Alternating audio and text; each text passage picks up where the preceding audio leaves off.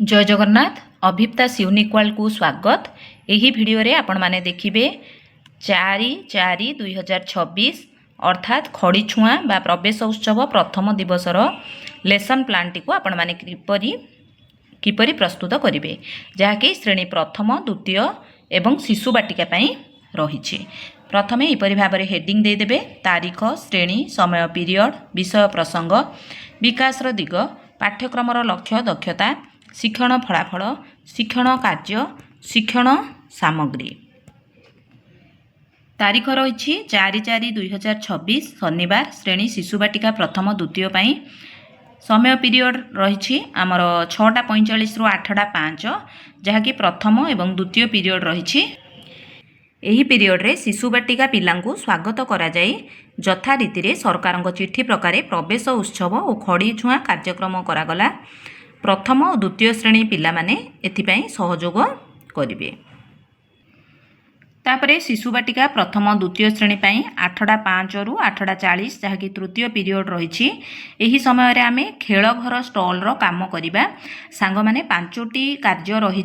यही स्टॉल आधार रे आमे एठी सही कार्यगुड़ी को लिखिबा। प्रथम कार्यटी रही अंका बंका चलवा शारीरिक विकास अच्छी विकास दिग पाठ्यक्रमर लक्ष्य दक्षता CG3 C3.2 पिलामानकर स्थूल मांसपेशी और एकाग्रतार विकास हेब। शिक्षण फलाफल अच्छी शारीरिक संतुलन प्रदर्शन करेंगे। शिक्षण कार्य एकटी रहिबो भूमि रे अंका बंका गोलाकार अर्धवृत्ताकृति जिगजैग गार टाणी पिलांकु चलिबाकू कहिबी।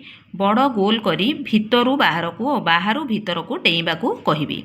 तले जेपरी चित्र मु करिछि सेहीपरि भाबरे बड़ चित्र करिवे। सेही चित्र उपरे पिला माने चलिबे। एथिपई शिक्षण सामग्री रहिछि चक। तापरे द्वितीय शिक्षण कार्यटी रहिबो मु शिखिगली बौद्धिक विकास अच्छी विकास दिग पाठ्यक्रमर लक्ष्य दक्षता CG7 C7.1 रंग चिन्हट पूर्व संख्या धारणा क्रम रे सजाड़िबे। शिक्षण फलाफल अच्छी विभिन्न वर्गर वस्तु और सेमानक मध्यरे थिबा संपर्क को निरीक्षण करिवे एवं बुझिबे। शिक्षण कार्य दुईटी रही। रंगीन रिंग को बड़रू सान सजाई रखिबाकू निर्देश देवी। केउ रंगरू केतोटी अच्छी पचारि छोटरू बड़ और बड़रू छोटर क्रम रे सजाइबाकू सूचना देवी। एथिपाई शिक्षण सामग्री रहिबो जादू फेडीर रंगीन ग्रेडेड रिंग। शिक्षण कार्य 3टी रही। अकल और नकल बौद्धिक विकास CG7 C7.1 पिला माने अभिनय माध्यम रे निजको प्रकाश करिवे। शिक्षण फलाफल अच्छी प्राकृतिक संपदर बा पशुपक्षी तार व्यवहार बुझी पारिबे। प्राकृतिक संपदर व्यवहार बुझी पारिबे। एठी पिला माने पशुपक्षी विषय रे जानिबे। शिक्षण कार्य 3 रे पशुपक्षी मुखा लगाई सेमानकर स्वर चालिबा कथाबार्ता अभिनय करी देखाइबी। निज पसंदर मुखा व्यवहार करी पिलांकु अभिनय करने कहिबी। पशुपक्षी मुखा रही शिक्षण सामग्री। तापरे शिशु बाटिका प्रथम द्वितीय श्रेणी पाई चतुर्थ पीरियड जहाँकि 8:40 रु 9:15 पर्यंत हेब। सही समय रे आमे विषय नेबा बा प्रसंग नेबा रंगर दुनिया स्टॉल रो कार्य। सांग माने आमर 5टी शिक्षण कार्य रही। प्रथम तृतीय पीरियड रे सही 5टी शिक्षण कार्य मध्यरु मु 3टी शिक्षण कार्य लिखिछि। आपण माने समय अनुसार आउ 2टी शिक्षण कार्य लिखि पारिबे। अर्थात सेती समय भितर आमे केतोटी शिक्षण कार्य करि परिबा सही आधार रे लिखिबे। चतुर्थ पीरियड रे रही रंगर दुनिया स्टॉल रो कार्य मो हातर सृजन विकास दिग रही शारीरिक विकास पाठ्यक्रमर लक्ष्य दक्षता अच्छी CG3 C3.3 सृजनशीलता सूक्ष्म चलन कौशल और आत्म प्रकाशर अभिवृद्धि।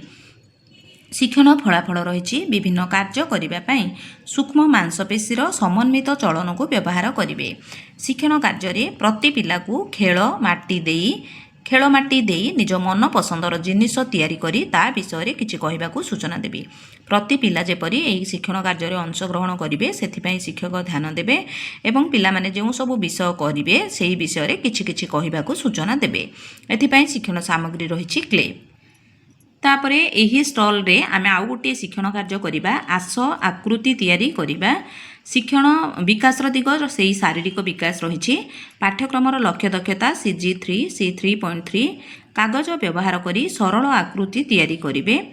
शिक्षण फलाफल रही विभिन्न कार्य करने सूक्ष्म मांसपेशीर समन्वित चलन को व्यवहार करिवे। ଶିକ୍ଷଣ କାର୍ଯ୍ୟ ରହିଛି ଡଙ୍ଗା ତିଆରି କରିବାର ସୋପାନଗୁଡ଼ିକୁ ଧୀରେ ଧୀରେ ଦେଖାଇବି। ପିଲାମାନେ ନିଜ ମନ ପସନ୍ଦର ରଙ୍ଗର କାଗଜ ବାଛି ଅନୁକରଣ କରି କାର୍ଯ୍ୟଟିକୁ କରିବେ। ଏଠି ଆପଣମାନେ ଡଙ୍ଗା ସହିତ ବିଭିନ୍ନ କାଗଜ ଆକୃତି ମଧ୍ୟ ତିଆରି କରି ଦେଖାଇ ପାରିବେ।